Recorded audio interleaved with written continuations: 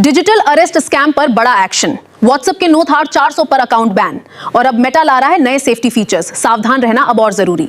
दोस्तों, अगर आप भी व्हाट्सएप चलाते हैं तो डिजिटल अरेस्ट स्कैम पर सरकार अब बड़ा एक्शन लेने जा रही है। सिम कार्ड और व्हाट्सएप पर लगेगी सख्ती। देखिए, डिजिटल अरेस्ट पर बड़ा प्रहार। पिछले 4 महीनों में कितने व्हाट्सएप अकाउंट बैन हुए हैं, सरकार ने सुप्रीम कोर्ट में यह जानकारी भी दी। आपको पता होगा, आजकल आए दिन हमारे देश में साइबर फ्रॉड, डिजिटल अरेस्ट के स्कैम काफी ज्यादा बढ़ रहे हैं, राइट?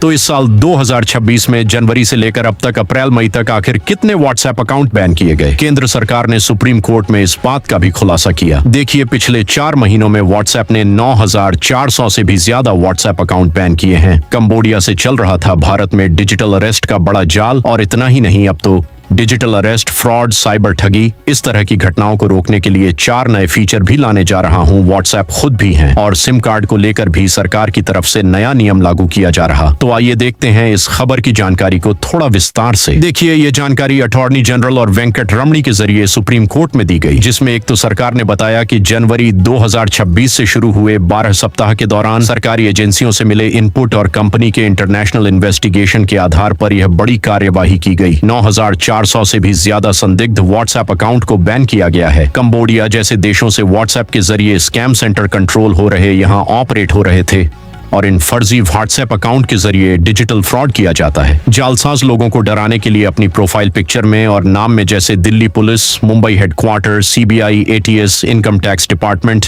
इस तरह के आधिकारिक शब्दों और इनके लोगों का इस्तेमाल कर रहे थे। फिर लोगों के साथ डिजिटल अरेस्ट, साइबर ठगी, धोखाधड़ी की जा रही थी। तो एक तो सरकार का कहना है कि अब यूजर्स की शिकायत का इंतजार नहीं रहेगा, बल्कि इस तरह के फ्रॉड करने वाले पूरे नेटवर्क को तोड़ने पर फोकस रहेगा। और दूसरा, मेटा कंपनी खुद भी ठगी रोकने के लिए 4 नए सेफ्टी फीचर्स लाने जा रही है। व्हाट्सएप खुद अब अपने प्लेटफॉर्म पर इनबिल्ट धोखाधड़ी रोकने के लिए यह नए टूल्स ला रहा है। इन 4 टूल्स में पहला होगा लोगो मैचिंग सिस्टम, यानी अगर कोई सरकारी डिपार्टमेंट का फर्जी लोगो बनाकर किसी के साथ धोखाधड़ी कर रहा है तो उनकी पहचान अब आप व्हाट्सएप पर तुरंत कर पाएंगे। दूसरा, मैसेज वार्निंग।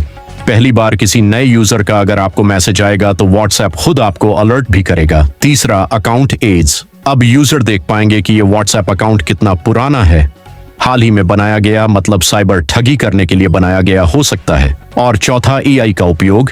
मेटा एआई इस्तेमाल करेगा। बदलते स्कैम पैटर्न को पहचानने के लिए लार्ज लैंग्वेज मॉडल का यूज किया जाएगा। और सरकार की तरफ से आपके लिए भी कुछ टिप्स जारी किए गए हैं। डिजिटल अरेस्ट से बचने के लिए यह तरीके अपनाएं। किसी भी अनजान कॉल पर जानकारी शेयर ना करें। आपकी पर्सनल इंफॉर्मेशन, आपका नाम, पता, number, debit, credit card, OTP वगैरह ये किसी के साथ शेयर नहीं करने हैं। दूसरा, आप फोन उठाने से पहले यह चेक कर लें कि कहीं नंबर 9 डिजिट का तो नहीं है, क्योंकि साइबर ठग अक्सर कंप्यूटर कॉल करते हैं जिसका नंबर 9 डिजिट का ही होता है। और +91 को भी वेरीफाई कर सकते हैं, ताकि आपको पता चल जाए कि यह नंबर इंडिया का ही है या कहीं बाहर का है। कॉल करने वाले की आइडेंटिटी आप खुद वेरीफाई करें, उसके बाद आगे की बातचीत करें। खुद से कभी भी पर्सनल या फाइनेंशियल डिटेल किसी के साथ शेयर ना करें। कभी भी किसी अनजान नंबर पर पैसे ट्रांसफर ना करें। और इस तरह का कॉल आने पर परिवार के अन्य सदस्यों को भी इसकी जानकारी दें कि इस तरह के कॉल फर्जी है। आप सावधान रहें और संदेह होने पर तुरंत फोन काट दें, और डराने धमकाने पर तुरंत नजदीकी पुलिस स्टेशन में शिकायत करें। फिर भी अगर आपके साथ किसी तरह की साइबर फ्रॉड, धोखाधड़ी हो जाती है तो केंद्र सरकार की ऑफिशियल साइबर क्राइम हेल्पलाइन सेवा है, उस पर आप यूज कर सकते हैं। ये ऑनलाइन पोर्टल भी है, cybercrime.in। इसके जरिए डायरेक्टली आप पोर्टल पर जाकर फाइल या कंप्लेंट बटन पर क्लिक करके